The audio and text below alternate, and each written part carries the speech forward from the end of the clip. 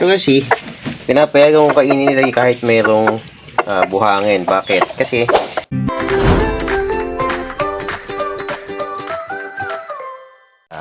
umaga mga kaibigan, tayo maglinis muna sa ating munting backyard para bago tayo mag-video ulit. Gagawin ulit natin pag papakain tayo ng mangga.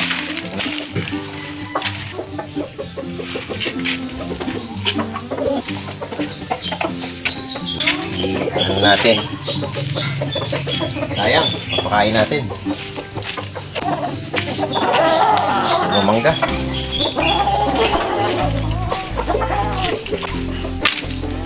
So, instead na masira, is ipakain natin.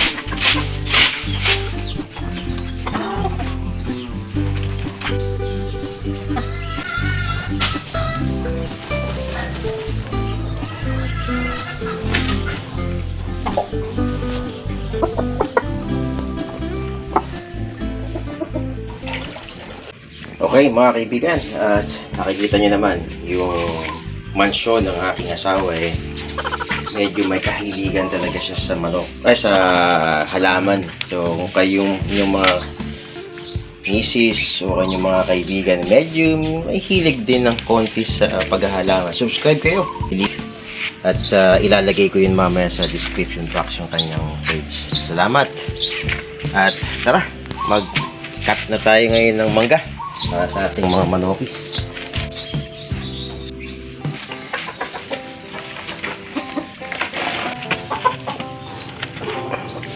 Yun. Ito, simulan na natin ang ating pag-cut ng ating papakain sa talaglag lang sa taas. Baga sayang naman. At gawin nating masustansya. Bago nga pala ako makalimot, shout out ko ang aking mga kasama. Napaka-supportive nila sa akin. Every time nakikita-kita kami, shout out ko daw sila lahat. Okay, una sa aking bisor, Sir Engineer Palacio. Sir, thank you. Kay Sir Engineer Machas. Sir, thank you din sa pag-guide. Off-grid team, si Sir Dave Bortilla, si Sir Herbert Sendon, Sir Gilomani, Sir Wesley Velasco, Sir Lester Matos, Sir Kevin Mucalia, Sir Rendel Arcelo. Sino pa ba? Baka magalit sa akin pag nakalimutan ko. Sir T. Marce, sir, thank you din.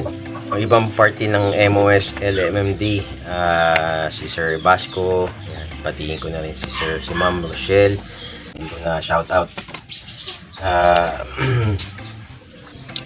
Okay, along the way, iniisip ko habang ako'y nagkakatiisipin natin kung sino sa mga hindi ko pa nabate. May shout out ko din sila. Ngayon, ito, kita nyo naman, kinakat ko na rin siya ng mga maliliit para naman maski pa paano hindi na mahirapan yung ating mga manokis ba. Actually kukunti na lang sila dito, naiuwi ko sila sa Nueva Ecija. Ang ibang broodcock, yung isang broodcock nanalo na, walang sugat, yung aking 5K. Itong bulik saka itong Sweater Gilmore na kay Paulo Malbar, hindi mo na pinauwi kasi gusto ng kasama ko is mag-produce pa ako na medyo marami-rami. Kasi yung unang batch nitong bulik nanalo na kahit na 8 to 9 months lang kanilang edad. So it's a very good winning line.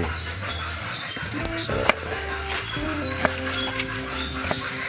nga pala, si Ma'am Bukad, isa rin po sa aking sumusuporta. Si Ma'am Gallega, si Ma'am Dayan, sige po, si Sir Russell, yan.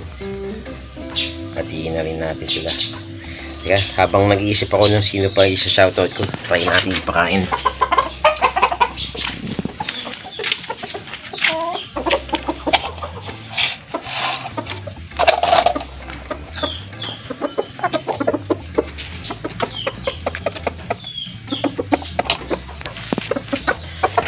makikita nyo, medyo magulo. Madumi. Hindi masyado nakakalinis. Medyo may konting kabisihan sa trabaho eh. Summer na kasi, kaya mahilig ko man yan. Nagpapalamig ng katawan. Summer na kasi. So yung lamig ng lupa ang hinahapon ng mapulit. Yung unang batch ng anak niya nanalo na. So masasabi ko sa winning line. Kaso medyo maliit lang talaga, medium low to medium station lang talaga siya. But a very good producer ng gagaling na manok.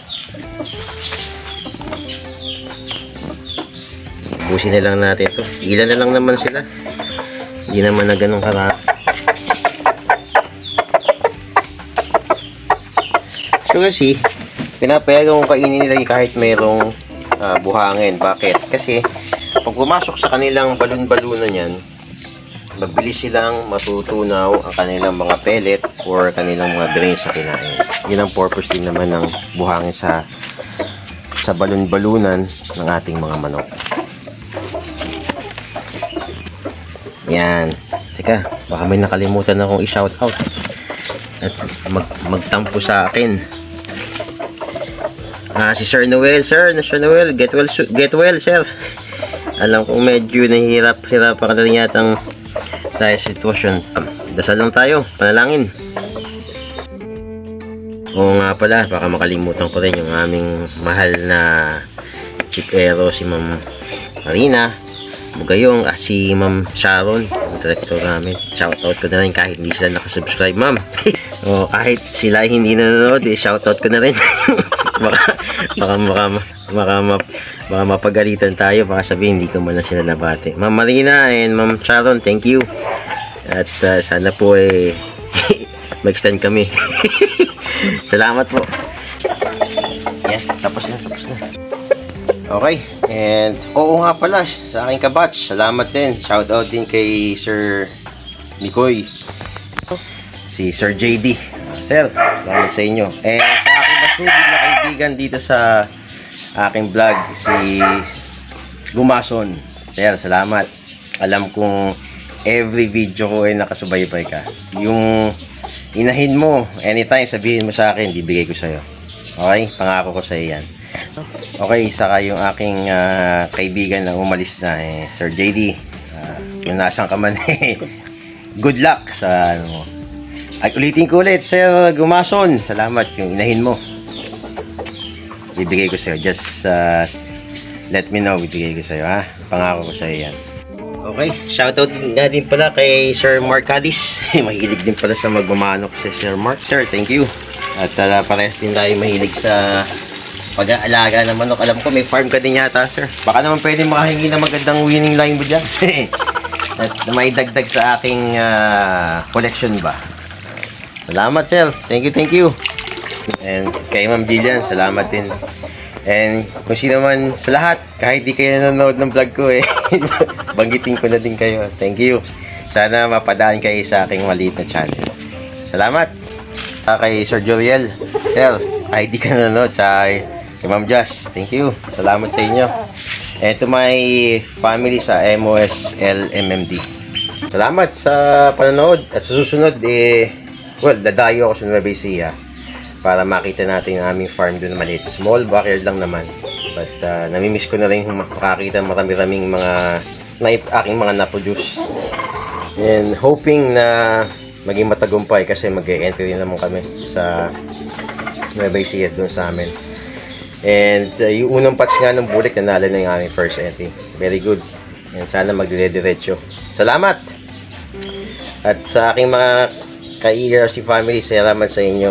At hanggang susunod na video.